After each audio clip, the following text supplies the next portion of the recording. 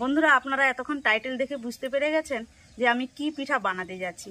বাড়িতে গুড় নেই, চিনি নেই, পিঠে খেতে মন চাইছে, তা বলে কি পিঠে খাবো না? আপনারা পুরো ভিডিওটা দেখবেন আমি গুড় আর চিনি ছাড়া কিভাবে পিঠে বানাই। তো বন্ধুরা চলুন রেসিপিটা শুরু করা যাক। বন্ধুরা, এই পিঠের প্রধান উপকরণ হচ্ছে খই। আজকেই আমি এই খই দিয়ে পাকন পিঠা বানাবো। কিছু পরিমাণ খই নিয়েছি, আর এখানে দেখুন কিছু পরিমাণ আমি খেজুর নিয়েছি। খেজুর কিন্তু আমি 3 ঘন্টা আগে থেকে ভালো করে ধুয়ে, পরিষ্কার জলে জল পাল্টে পাল্টে ভালো করে ধুয়ে 3 ঘন্টা আগে থেকে ভিজিয়ে রেখেছিলাম। দিয়ে দেখুন এর ভেতর থেকে বীজগুলো বের করে ফেলে দিয়েছি।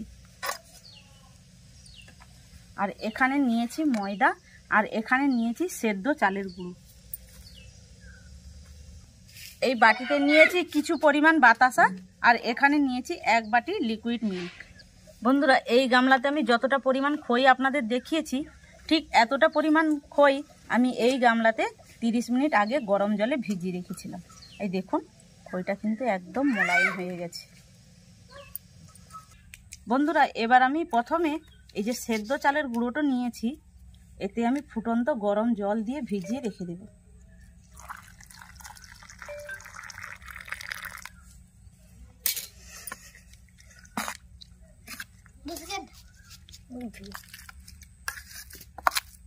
ফুটন্ত গরম জল দিয়ে একটু মিশিয়ে নিয়েছি। এবার এটাকে আমি সাইডে রেখে দেব। এখানে একটা মিক্সারে কৌটা নিয়েছি, কৌটার মধ্যে এবার আমি খেজুর দিয়ে দেব।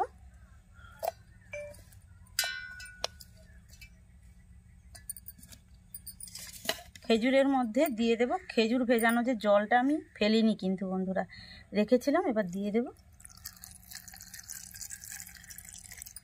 এবার খেজুরটা পেস্ট করে নেব। এখানে দেখুন বন্ধুরা, ভেজানো খইটা যে রেখেছিলাম গামলাতে, আমি এটাকেও আমি পেস্ট করে নেব। খেজুর পেস্ট করে এই গামলার মধ্যে ঢেলে নিয়েছি। এবার একটা ছাঁকনির সাহায্যে ছেঁকে নেব।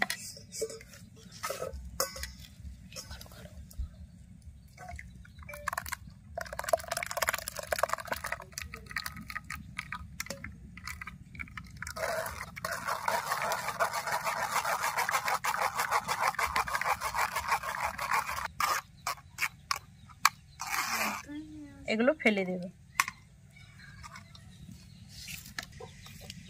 খইটা দেখুন এইভাবে পেস্ট করে নিয়েছি। এবার গামলার মধ্যে ঢেলে দেব।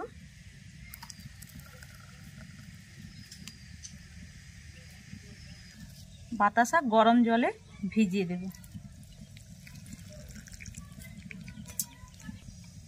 ভেজানো চালের গুঁড়ো গামলার মধ্যে দিয়ে দেব।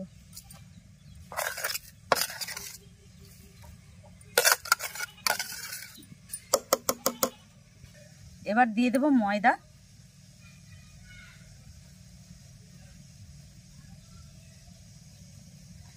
এতটা রেখে দিলাম, প্রয়োজন হলে দেব। সবগুলো উপকরণ এবার ভালোভাবে মিশিয়ে নেব।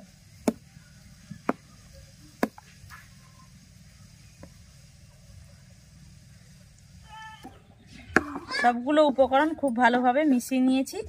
এবার আমি এর মধ্যে দিয়ে দেব বাতাসা ভেজানো জল।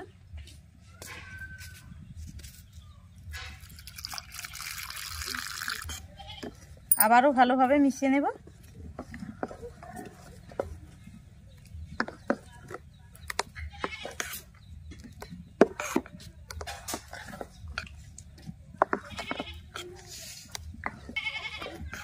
বাতাসা ভেজানো জল দিয়ে ভালোভাবে মিশিয়ে নিয়েছি। এবার দিয়ে দেব লিকুইড মিল্ক।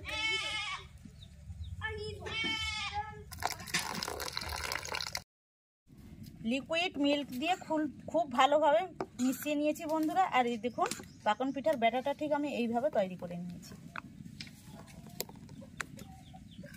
পিঠেগুলো ভাজার জন্য উনুন জ্বালিয়ে কড়া বসিয়ে তেল দিয়ে দিয়েছি, আর তেল গরমও হয়ে গেছে। এবার পিঠের ব্যাটার তেলের উপরে দিয়ে দেব।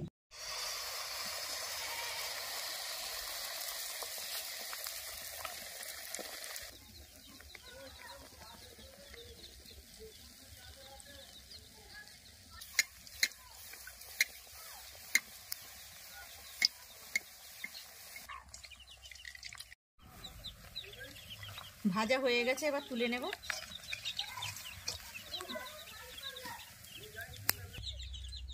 আর একটা দিয়ে দেব।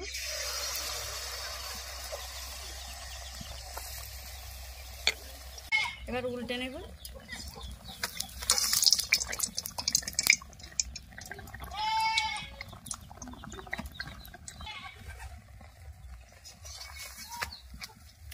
ভাজা হয়ে গেছে, তুলে নেব।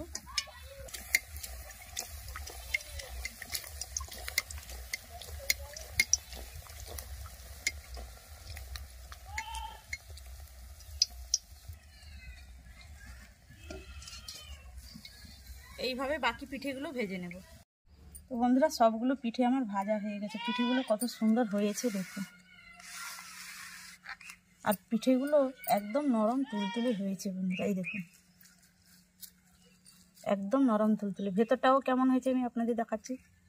এই দেখুন ভেতরটা কত সুন্দর জালিদার হয়েছে। দেখুন দেখুন বন্ধুরা কত সুন্দর হয়েছে। তো বন্ধুরা দেখলেন তো, বাড়িতে যদি গুড় আর চিনি না থাকে পিঠেটা কিভাবে তৈরি হয়।